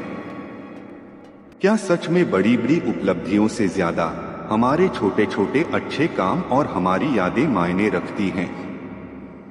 आप विरासत के बारे में क्या सोचते हैं? क्या वो पत्थरों में होती है या दिलों में? मैं आपके विचारों को कमेंट्स में पढ़ना चाहूंगा। तीसरा घंटा, फैसला और समझ।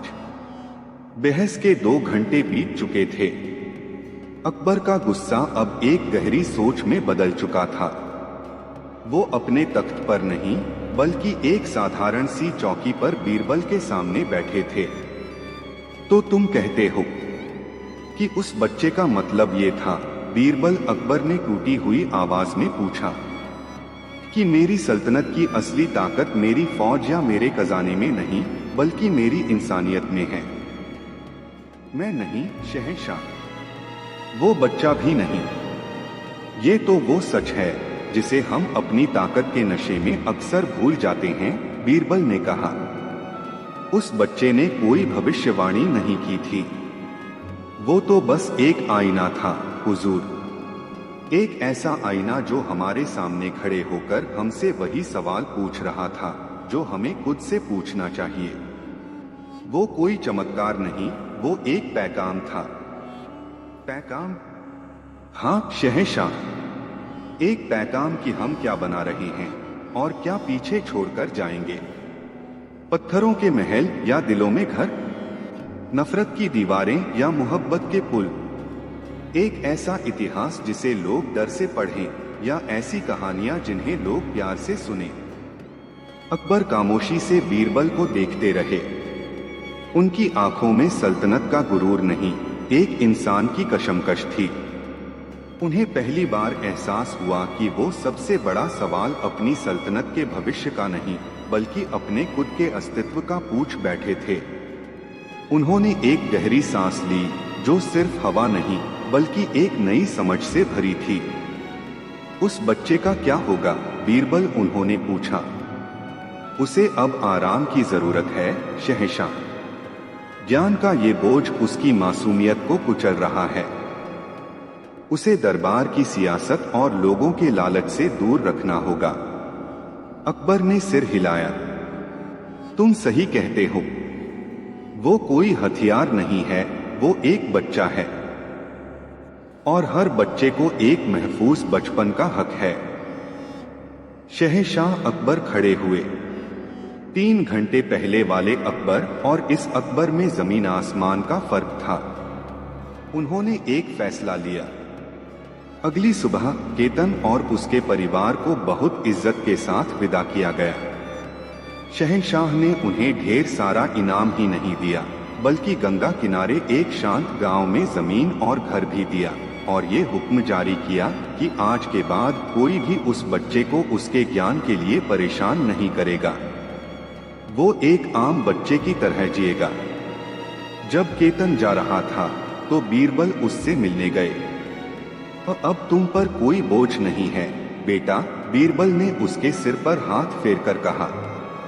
केतन ने अपनी उन्हीं गहरी आंखों से बीरबल को देखा, लेकिन आज उन आंखों में सदियों की थकान नहीं, एक बच्चे की मासूम चमक थी। वो मुस्कुराया और दौड़कर अपने पिता के गले लग गया। उस दिन के बाद शहंशाह अकबर बदले बदले से रहने लगे। वो अब भी एक महान बादशाह थे, लेकिन अब उनकी महानता की परिभाषा बदल चुकी थी। वो अब सिर्फ सल्तनत नहीं जोड़ते थे, वो दिल जोड़ते थे। वो अब सिर्फ इतिहास नहीं बना रहे थे, वो कहानियां बना रहे थे। और बीरबल जानते थे कि उस 3 घंटे की बहस ने सल्तनत का भविष्य नहीं बदला था, उसने सल्तनत की आत्मा को बचा लिया था। क्योंकि जब सब कुछ राख हो जाता है तो सिर्फ एक ही चीज बचती है, वो है मोहब्बत, वो है इंसानियत और वो हैं वो कहानियां जो हम अपने पीछे छोड़ जाते हैं। नरेशन की समाप्ति और आउटरो। उम्मीद है ये कहानी आपके दिल की गहराइयों तक पहुंची होगी। केतन का रहस्य और अकबर और बीरबल की वो यादगार बहस, क्या इसने आपको सोचने पर मजबूर किया? अगर आपको ये कहानी पसंद आई हो तो इस वीडियो को लाइक करना न भूलें और अपने दोस्तों और परिवार के साथ जरूर शेयर करें जिन्हें ऐसी गहरी और विचारशील कहानियां सुनना पसंद है। आपके लिए सबसे बड़ा सवाल क्या है? वो कौन सी विरासत है जो आप पीछे छोड़कर जाना चाहेंगे? अपने दिल की बात कमेंट्स में लिखकर हमें जरूर बताएं। आपके हर एक विचार से हमें हौसला मिलता है। और अगर आप इस सफर में हमारे साथ पहली बार जुड़े हैं तो चैनल को सब्सक्राइब करना न भूलें और बेल आइकॉन को भी जरूर दबाएं ताकि हमारी हर नई कहानी की दस्तक सबसे पहले आप तक पहुंचे।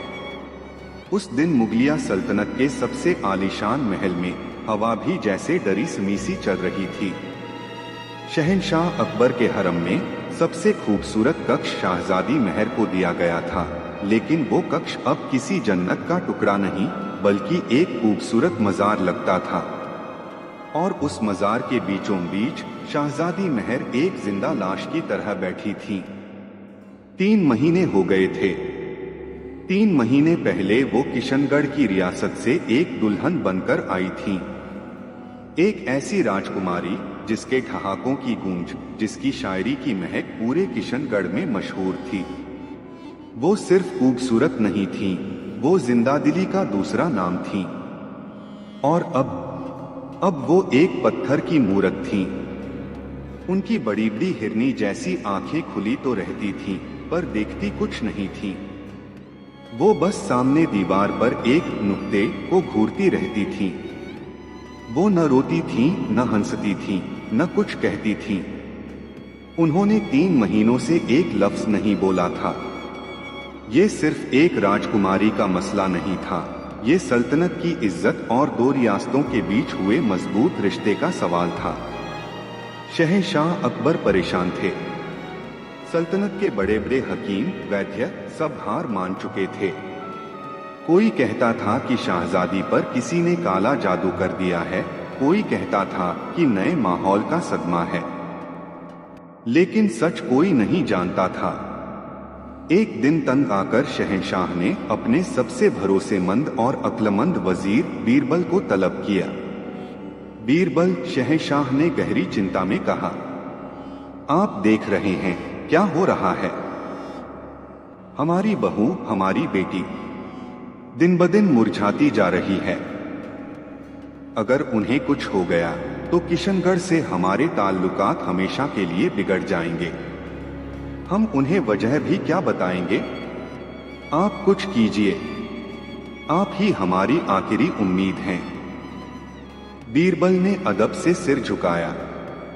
हुक्म की तामील होगी जहांपना, पर मेरी एक शर्त है।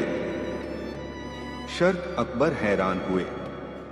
कैसी शर्त? मुझे 7 दिन का वक्त चाहिए, बीरबल ने कहा, और इन 7 दिनों में शहजादी के कक्ष में मेरे सिवा कोई नहीं जाएगा, आप भी नहीं, और मैं उनसे बात करने की कोई कोशिश नहीं करूंगा। अकबर और भी ज्यादा हैरान हुए। बात नहीं करेंगे तो फिर आप करेंगे क्या? ये कैसा इलाज है? बीरबल मुस्कुराए। कभी कभी जहांपनाह, सबसे गहरे जख्मों का इलाज आवाज से नहीं, खामोशी से होता है। बस आप मुझ पर भरोसा रखें। अकबर के पास कोई और चारा नहीं था। उन्होंने इजाजत दे दी और इस तरह बीरबल का अजीबोगरीब इलाज शुरू हुआ। पहले दिन बीरबल शहजादी के कक्ष में दाखिल हुए। महर उसी तरह पत्थर की मूरत बनी बैठी थी। बीरबल ने उन्हें देखा, एक लंबी सांस ली और बिना एक शब्द कहे कमरे के दूसरे कोने में एक चौकी पर बैठ गए। घंटे गुजरते गए, सूरज चढ़ा और फिर ढल गया। महर उसी तरह बैठी रही और बीरबल उसी तरह खामोश बैठे रहे। उन्होंने न कोई सवाल पूछा, न कोई दिलासा दिया, बस वो वहां मौजूद थे। उनकी खामोशी कमरे में गूंज रही थी। शाम को वो चुपचाप उठकर चले गए।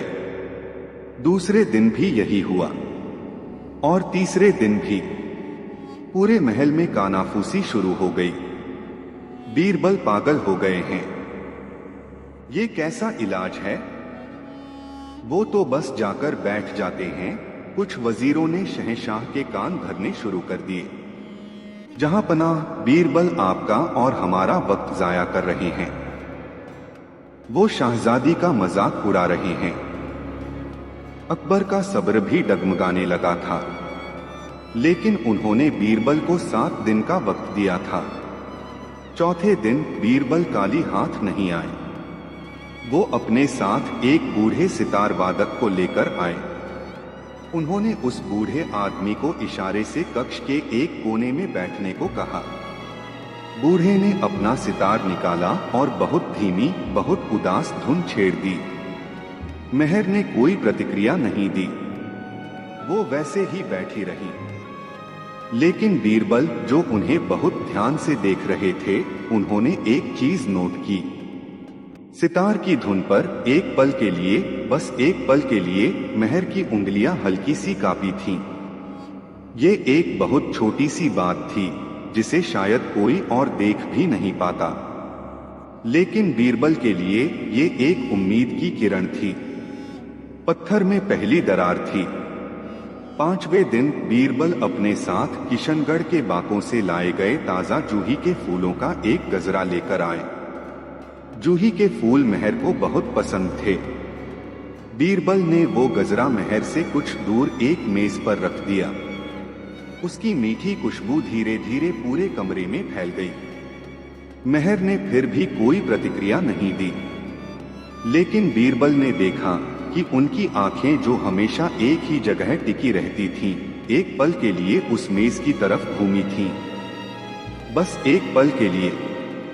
दोस्तों, जरा सोचिए, अगर आप किसी ऐसे इंसान की मदद करना चाहते हो जो अपनी ही खामोशी में कैद हो, तो आप क्या करेंगे? क्या आप उसे बोलने पर मजबूर करेंगे या बीरबल की तरह खामोशी और सब्र से उसके दिल तक पहुंचने का रास्ता तलाशेंगे? आपकी सोच क्या कहती है, मुझे कमेंट्स में जरूर बताइएगा। छठे दिन बीरबल अपने साथ एक चित्रकार को लाए। उन्होंने चित्रकार को शाहजादी का चित्र बनाने को नहीं कहा। उन्होंने उसे किशनगढ़ के उस महल का चित्र बनाने को कहा जहां शाहजादी का बचपन गुजरा था। चित्रकार कैनवास पर रंग भरने लगा। धीरे धीरे कैनवास पर वो बाग, वो झूले, वो तालाब उभरने लगे जहां महर खेला करती थी। महर अब भी खामोश थी, लेकिन उनकी सांसें थोड़ी गहरी हो गई थी। उनकी आंखों के कोनों में, जो 3 महीने से सूखे पड़े थे, नमी की एक हल्की सी परत जम गई थी। 7वां और आखिरी दिन आ गया। अकबर का सब्र अब जवाब दे चुका था। उन्होंने अपने दूत को भेजा, बीरबल से कहो आज आखिरी दिन है। अगर आज शाहजादी नहीं बोली तो कल दरबार में उन्हें जवाब देना होगा। बीरबल जब कक्ष में पहुंचे तो उनका चेहरा शांत था। आज वो अपने साथ कुछ नहीं लाए थे, न सितार, न फूल, न चित्र। वो बस आए और अपनी जगह पर बैठ गए। घंटे गुजरने लगे। दोपहर ढलकर शाम होने को आई। बीरबल के दिल में भी एक तूफान था, पर उनका चेहरा शांत रहा। उन्होंने अपना दांव खेल दिया था। अब नतीजा किस्मत के हाथ में था। महर आज भी वैसी ही थी। कोई हरकत नहीं, कोई आवाज नहीं। शाम को जब बीरबल उठकर जाने लगे तो उन्हें लगा कि वो हार गए हैं। शायद वो जख्म इतना गहरा था कि उनकी खामोशी भी उसे नहीं भर सकी। वो भारी कदमों से दरवाजे की तरफ बढ़े और तभी पीछे से एक आवाज आई। एक बहुत ही धीमी, कांपती हुई, सहमी हुई आवाज। ऐसी आवाज जैसे कोई सालों बाद बोलने की कोशिश कर रहा हो। रुकिए। बीरबल वहीं जम गए। उन्होंने पलटने की हिम्मत नहीं की। क्या उन्होंने सही सुना था या ये उनके मन का वहम था? आवाज फिर आई, थोड़ी और साफ। मत जाइए। बीरबल धीरे धीरे पलटे। शाहजादी महर उनकी तरफ देख रही थी। उनकी आंखों में अब वो कालीपन नहीं था। उनमें एक गहरा, भयानक डर था, जैसे उन्होंने कोई खौफनाक सपना देख लिया हो। उनकी आंखों से आंसू बह रहे थे। 3 महीने में पहली बार। बीरबल दौड़कर उनके पास नहीं गए। वो वहीं खड़े रहे, उन्हें वक्त देते हुए। महर ने अपनी कांपती हुई उंगली उठाई और दरवाजे की तरफ इशारा किया। उनकी जुबान लड़खड़ा रही थी। उन्होंने एक ही शब्द कहा, जो एक सवाल भी था और एक इल्जाम भी। वो, बस ये एक लफ्ज। वो, ये लफ्ज उस खामोश कमरे में एक धमाके की तरह गूंजा। बीरबल समझ गए। उनकी खामोशी ने अपना काम कर दिया था। उसने महर को ये एहसास दिलाया था कि कोई है जो बिना सवाल पूछे, बिना जज किए, सिर्फ सुनने के लिए मौजूद है। और उस एहसास ने महर को बोलने की हिम्मत दी थी। लेकिन ये सिर्फ शुरुआत थी, एक अधूरा सच। वो कौन था? उसने क्या किया था? शाहजादी के इस हाल का जिम्मेदार कौन था? रहस्य अभी और गहरा हो गया था। बीरबल ने एक लड़ाई जीत ली थी, लेकिन जंग अभी बाकी थी। अगली सुबह दीवाने कास में माहौल बहुत गर्म था। शहंशाह अकबर के चेहरे पर खुशी और उलझन दोनों थी। खुशी इस बात की कि शहजादी महर ने आखिरकार अपनी खामोशी तोड़ी, और उलझन इस बात की कि उनके एक लफ्ज वो का क्या मतलब था। बीरबल, हम बहुत खुश हैं, अकबर ने कहा। आपने वो कर दिखाया जो कोई नहीं कर सका। लेकिन अब आगे क्या? शहजादी ने सिर्फ एक लफ्ज कहा है। हम उनसे सीधे सीधे कैसे पूछें कि उनके साथ क्या हुआ? वो अभी बहुत नाजुक हालत में हैं। जरा सा भी दबाव उन्हें वापस उसी खामोशी की खाई में धकेल सकता है। बीरबल ने अदब से कहा, आप सही कहते हैं जहांपना। हम उनसे सीधे कुछ नहीं पूछेंगे। जख्म अभी ताजा है और जख्म देने वाला शायद हमारे बीच ही कहीं मौजूद है। हमें बहुत संभल कर कदम रखना होगा। तो फिर हम सच कैसे जानेंगे? अकबर ने बेचैनी से पूछा। बीरबल की आंखों में एक गहरी चमक आई। हम सच को बुलवाएंगे नहीं जहांपना, हम सच को दिखाएंगे। मैं आज दरबार में एक कहानी सुनाना चाहता हूं। कहानी? अकबर हैरान हुए। बीरबल, ये कहानी सुनाने का वक्त है? यहां हमारी बेटी की जिंदगी का सवाल है। मेरी कहानी आपकी बेटी की जिंदगी से ही जुड़ी है, शहंशाह, बीरबल ने बहुत आत्मविश्वास से कहा। बस आप हुक्म दीजिए कि आज दरबार में सभी कास दरबारी, मंत्री और सूबेदार मौजूद रहें। खास तौर पर बंगाल के सूबेदार मीर कासिम। मीर कासिम का नाम सुनकर अकबर चौंके। मीर कासिम ही था जो शहजादी महर को किशनगढ़ से बड़ी धूमधाम से लेकर आगरा आया था। वो एक बहुत ही ताकतवर और महत्वाकांक्षी सूबेदार था। अकबर कुछ समझ नहीं पाए, लेकिन उन्होंने बीरबल पर भरोसा किया और हुक्म जारी कर दिया। उन्होंने शहजादी महर को भी एक कांस पर्दे के पीछे बैठने का इंतजाम करने को कहा, जहां से वो दरबार की कार्यवाही देख और सुन सकें, पर कोई उन्हें देख न पाए। कुछ ही देर में दीवाने कांस भर गया। सभी दरबारी अपनी अपनी जगहों पर बैठ गए। मीर कासिम भी अपने पूरे रुतबे के साथ सबसे आगे बैठा था। उसके चेहरे पर एक अजीब सी अकड़ थी। जब सब शांत हो गए तो बीरबल अपनी जगह से उठे। शहंशाह और इस दरबार में मौजूद सभी मुअज्जिज हजरात, बीरबल की आवाज गूंजी। आज मैं आपको कोई पहेली नहीं सुनाने आया, न ही किसी मसले पर अपनी राय देने। आज मैं बस एक कहानी सुनाना चाहता हूं। एक बहुत दूर देश की कहानी। एक कहानी एक चिड़िया की, एक बुलबुल की।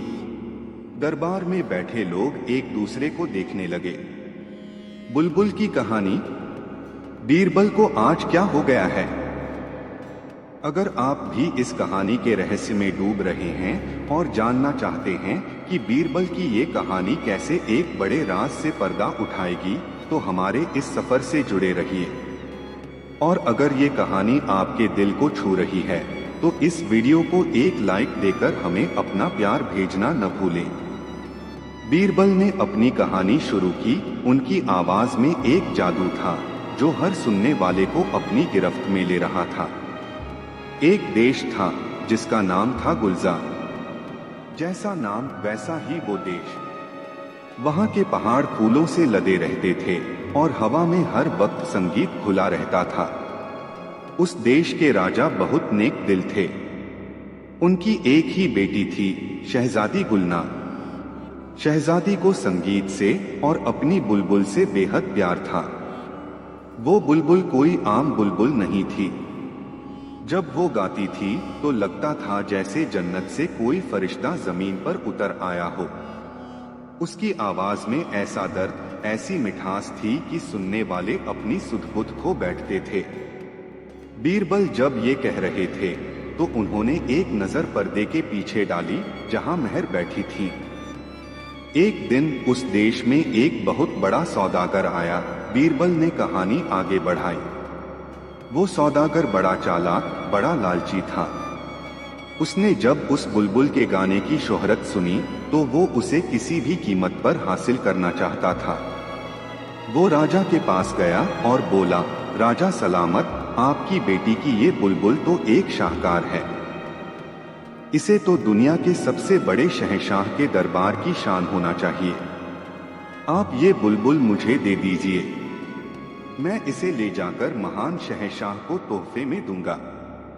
इससे आपकी रियासत की इज्जत बढ़ेगी और शहंशाह से आपके रिश्ते और मजबूत होंगे। छठे दिन बीरबल अपने साथ एक चित्रकार को लाए। उन्होंने चित्रकार को शाहजादी का चित्र बनाने को नहीं कहा। उन्होंने उसे किशनगढ़ के उस महल का चित्र बनाने को कहा जहां शाहजादी का बचपन गुजरा था। चित्रकार कैनवास पर रंग भरने लगा। धीरे धीरे कैनवास पर वो बाग, वो झूले, वो तालाब उभरने लगे जहां महर खेला करती थी। महर अब भी खामोश थी, लेकिन उनकी सांसें थोड़ी गहरी हो गई थी। उनकी आंखों के कोनों में, जो 3 महीने से सूखे पड़े थे, नमी की एक हल्की सी परत जम गई थी। 7वां और आखिरी दिन आ गया। अकबर का सब्र अब जवाब दे चुका था। उन्होंने अपने दूत को भेजा, बीरबल से कहो आज आखिरी दिन है। अगर आज शाहजादी नहीं बोली तो कल दरबार में उन्हें जवाब देना होगा। बीरबल जब कक्ष में पहुंचे तो उनका चेहरा शांत था। आज वो अपने साथ कुछ नहीं लाए थे, न सितार, न फूल, न चित्र। वो बस आए और अपनी जगह पर बैठ गए। घंटे गुजरने लगे। दोपहर ढलकर शाम होने को आई। बीरबल के दिल में भी एक तूफान था, पर उनका चेहरा शांत रहा। उन्होंने अपना दांव खेल दिया था। अब नतीजा किस्मत के हाथ में था। महर आज भी वैसी ही थी। कोई हरकत नहीं, कोई आवाज नहीं। शाम को जब बीरबल उठकर जाने लगे तो उन्हें लगा कि वो हार गए हैं। शायद वो जख्म इतना गहरा था कि उनकी खामोशी भी उसे नहीं भर सकी। वो भारी कदमों से दरवाजे की तरफ बढ़े और तभी पीछे से एक आवाज आई। एक बहुत ही धीमी, कांपती हुई, सहमी हुई आवाज। ऐसी आवाज जैसे कोई सालों बाद बोलने की कोशिश कर रहा हो। रुकिए। बीरबल वहीं जम गए। उन्होंने पलटने की हिम्मत नहीं की। क्या उन्होंने सही सुना था या ये उनके मन का वहम था? आवाज फिर आई, थोड़ी और साफ। मत जाइए। बीरबल धीरे धीरे पलटे। शाहजादी महर उनकी तरफ देख रही थी। उनकी आंखों में अब वो कालीपन नहीं था। उनमें एक गहरा, भयानक डर था, जैसे उन्होंने कोई खौफनाक सपना देख लिया हो। उनकी आंखों से आंसू बह रहे थे। 3 महीने में पहली बार। बीरबल दौड़कर उनके पास नहीं गए। वो वहीं खड़े रहे, उन्हें वक्त देते हुए। महर ने अपनी कांपती हुई उंगली उठाई और दरवाजे की तरफ इशारा किया। उनकी जुबान लड़खड़ा रही थी। उन्होंने एक ही शब्द कहा, जो एक सवाल भी था और एक इल्जाम भी। वो, बस ये एक लफ्ज। वो, ये लफ्ज उस खामोश कमरे में एक धमाके की तरह गूंजा। बीरबल समझ गए। उनकी खामोशी ने अपना काम कर दिया था। उसने महर को ये एहसास दिलाया था कि कोई है जो बिना सवाल पूछे, बिना जज किए, सिर्फ सुनने के लिए मौजूद है। और उस एहसास ने महर को बोलने की हिम्मत दी थी। लेकिन ये सिर्फ शुरुआत थी। एक अधूरा सच। वो कौन था? उसने क्या किया था? शाहजादी के इस हाल का जिम्मेदार कौन था? रहस्य अभी और गहरा हो गया था। बीरबल ने एक लड़ाई जीत ली थी, लेकिन जंग अभी बाकी थी। अगली सुबह दीवान-ए-कास में माहौल बहुत गर्म था। शहंशाह अकबर के चेहरे पर खुशी और उलझन दोनों थी। खुशी इस बात की कि शहजादी महर ने आखिरकार अपनी खामोशी तोड़ी, और उलझन इस बात की कि उनके एक लफ्ज वो का क्या मतलब था। बीरबल, हम बहुत खुश हैं, अकबर ने कहा। आपने वो कर दिखाया जो कोई नहीं कर सका। लेकिन अब आगे क्या? शहजादी ने सिर्फ एक लफ्ज कहा है। हम उनसे सीधे सीधे कैसे पूछें कि उनके साथ क्या हुआ? वो अभी बहुत नाजुक हालत में हैं। जरा सा भी दबाव उन्हें वापस उसी खामोशी की खाई में धकेल सकता है। बीरबल ने अदब से कहा, आप सही कहते हैं जहांपना, हम उनसे सीधे कुछ नहीं पूछेंगे। जख्म अभी ताजा है और जख्म देने वाला शायद हमारे बीच ही कहीं मौजूद है। हमें बहुत संभल कर कदम रखना होगा।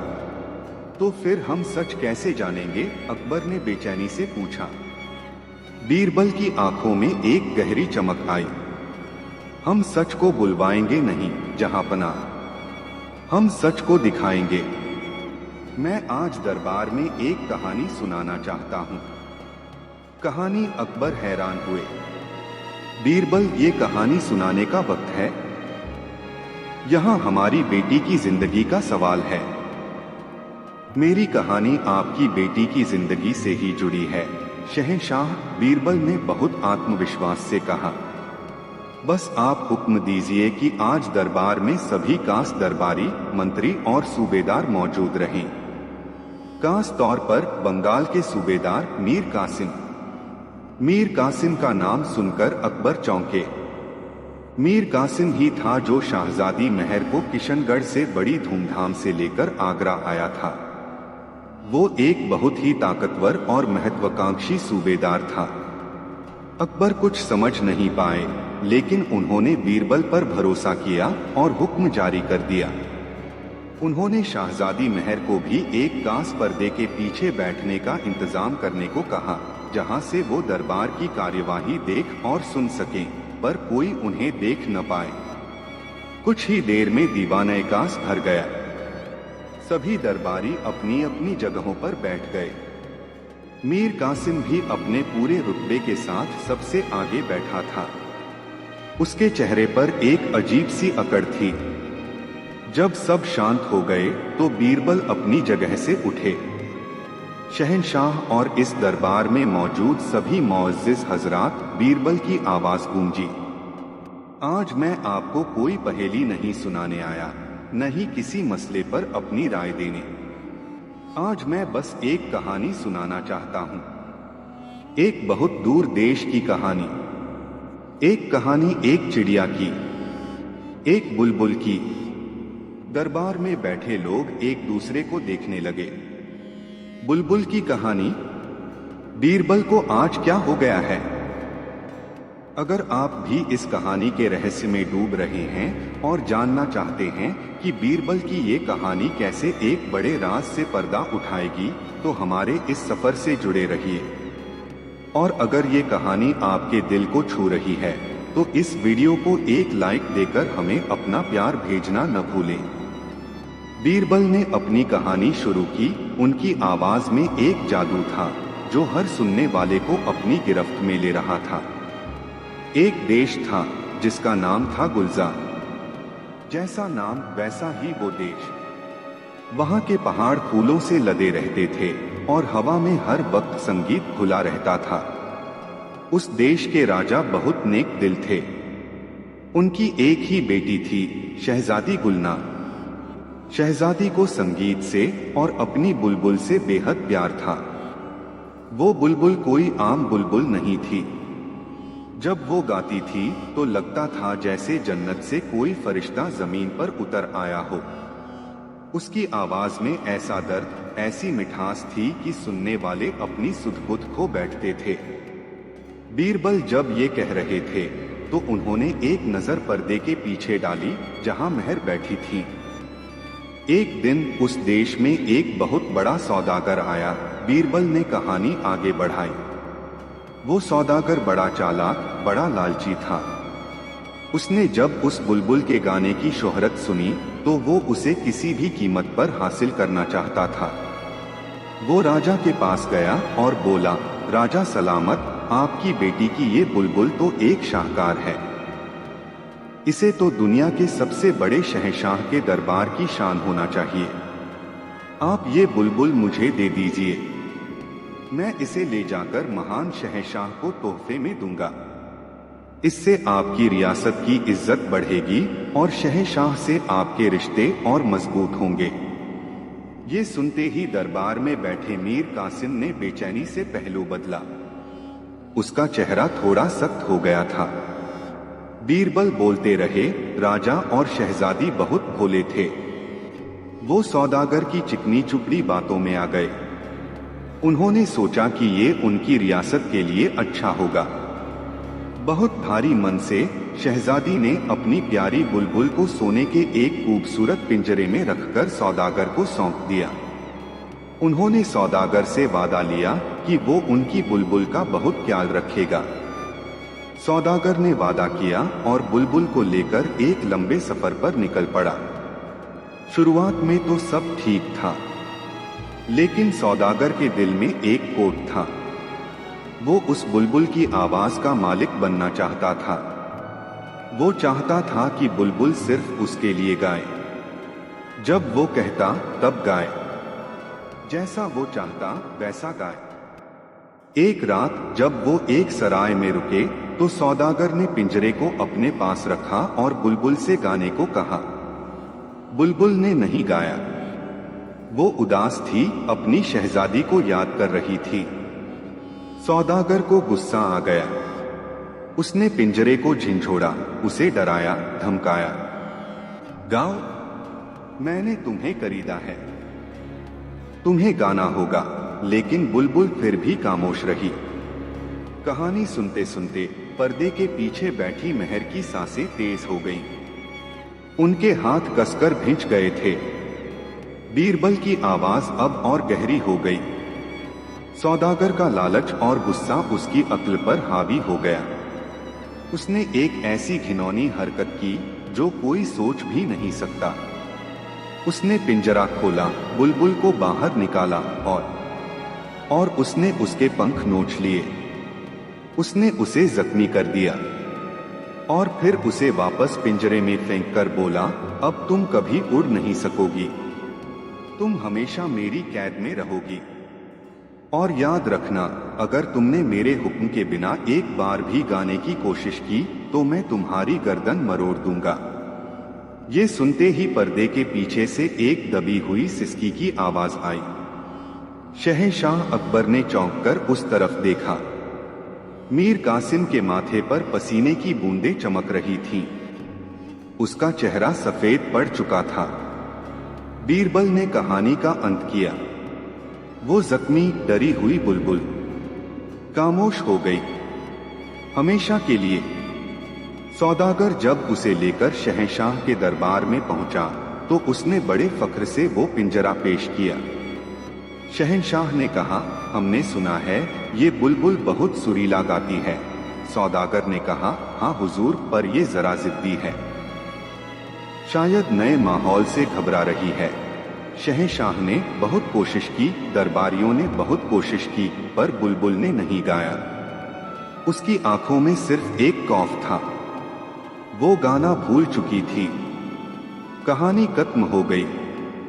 दीवाने कास में एक मौत जैसा सन्नाटा छा गया। हर कोई समझ रहा था कि ये सिर्फ एक कहानी नहीं थी, ये एक आईना था जिसमें कोई बहुत ही बदसूरत चेहरा साफ नजर आ रहा था। बीरबल अपनी जगह से आगे बढ़े। वो दरबार के बीचों बीच आकर खड़े हो गए। उन्होंने अपनी नजरें सीधे मीर कासिम पर गड़ा दी। शहंशाह, बीरबल ने बुलंद आवाज में कहा, मेरी कहानी तो खत्म हो गई, पर मेरा एक सवाल है। आप बताइए और ये दरबार बताए, उस सौदागर को क्या सजा मिलनी चाहिए? एक ऐसी सजा जो न सिर्फ उसके जिस्म को बल्कि उसके गुरूर को भी तोड़ दे।